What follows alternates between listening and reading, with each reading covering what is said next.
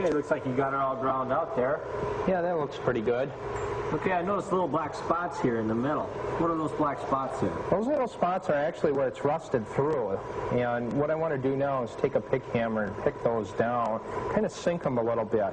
Okay, what's the purpose of the pick hammer? Well, the pick hammer is going to sink it a little bit so that when we put the filler on, the filler has something to grab onto.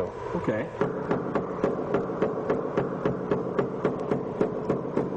You can see as I'm picking, I'm actually going right through the metal in some areas.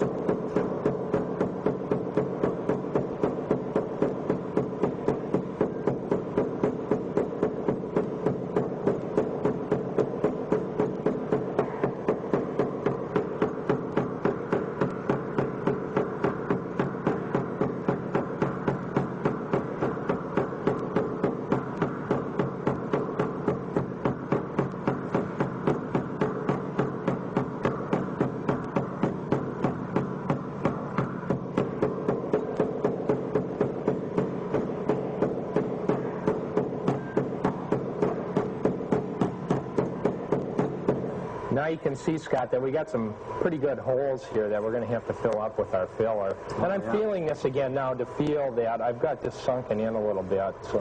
Okay.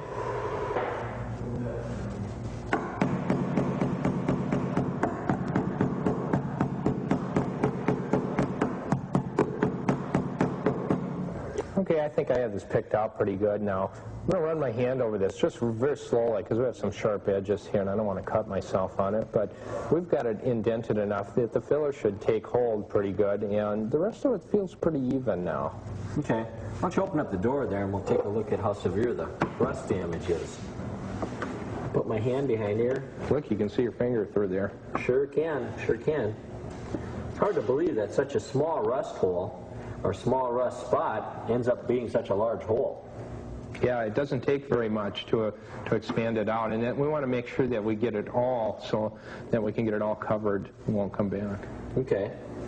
What do we do next here? Now we're ready for filler. Okay. The first step is to mix up the body filler. We chose to use a lightweight body filler like the one I'm holding. Well, I've already mixed this stuff up in the can, like so. We put a small amount of it on Randy's mixing board. Randy, why don't you tell us a little bit about mixing it? Well, Scott, what I want to do now is supply about a 1-inch ribbon of cream hardener to approximately a golf ball sized portion of body filler. Okay. Then you're going to go into mixing her up here. I want to take and knead this together with my spreader. I don't want to stir it because I don't want to create any air bubbles in it. Knead it together until I get a uniform color. Okay.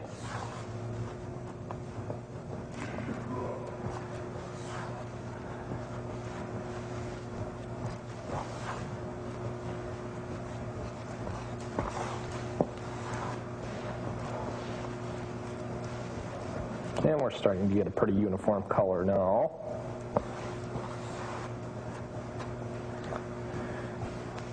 And now we're ready to apply, and we have about 5 minutes maybe before this sets up. Now we're ready to apply the filler.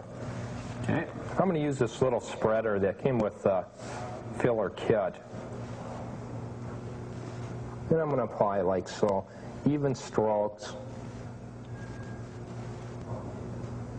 I noticed that you're building a little bit of extra up on there, it looks like. Yeah, it will shrink back a little bit, so you want to put a little bit more on. And we may even have to come back with a second coat.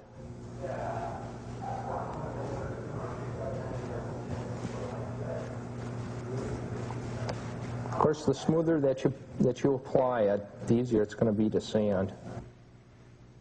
Now, if we were doing a larger rust out repair, we might choose a rust repair body filler like this one here, which is fiberglass reinforced. At the same time, we'd most likely use a piece of backup screen like I'm holding here to hold the filler in place while it's drying. The other thing I want to mention is this type of repair is most likely only a temporary patch. The only way to make it a permanent repair would be to cut out the rust spot, weld in new metal, or to replace the panel itself. Okay, now we've let our body filler set up for about 10 minutes here. Randy, how do we actually tell when the body filler is ready to sand? Well, what we want to do is scratch it. And if you can see the white underneath there, when you scratch it, it's ready to sand. Okay. Now what grade of sandpaper are you using here right now? This is 40 grit. Okay.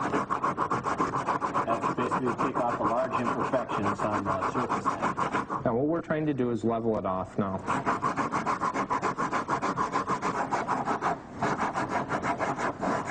I'm going to stop for a minute here and just feel this.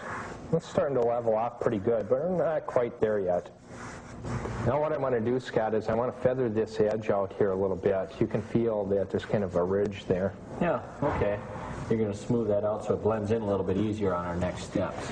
I'm going to do this with a DA sander or dual orbital sander just to speed things up a little bit, but at home you can do this with your 40 grit sanding block.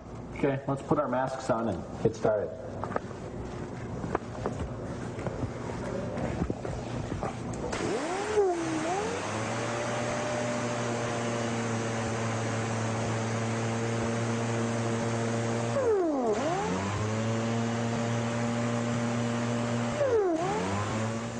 Okay, what we've done here is we finished feather edging the area out, and then we blew the dust off from putting the body filler on, from sanding, and then we taped off the area, like so, to protect the other surfaces, and then we wiped the area that we're going to prime and paint with the wax and grease remover.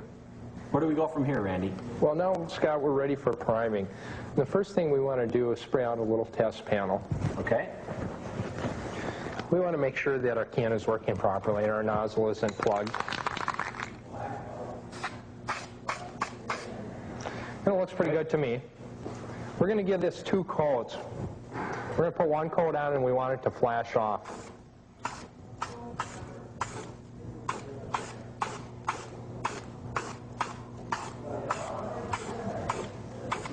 And you're mostly just priming the area that we fixed.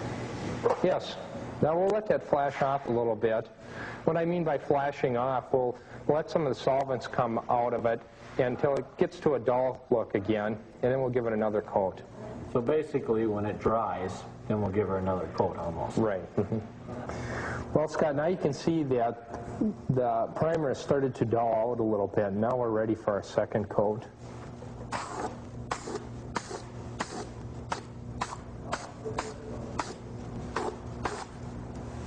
We'll let that dry again now until it becomes dull. Now we're ready to apply some glazing putty. But first let's explain a little bit about what glazing putty really is. Okay. All it's for is to go over these fine scratches that we've left with the 40 grit sandpaper in the body filler and fill those scratches in. We don't want to apply our glazing putty any more than about 1/8 of an inch thick, just to fill in the minor scratches. All right, let's go ahead.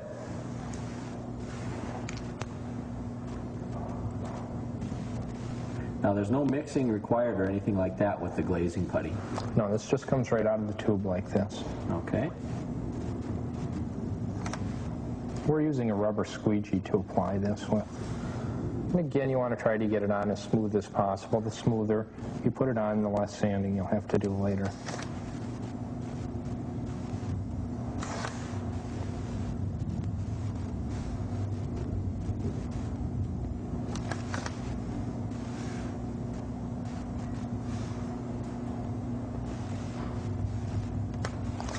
We're probably only like maybe 1/16 of an inch thick here.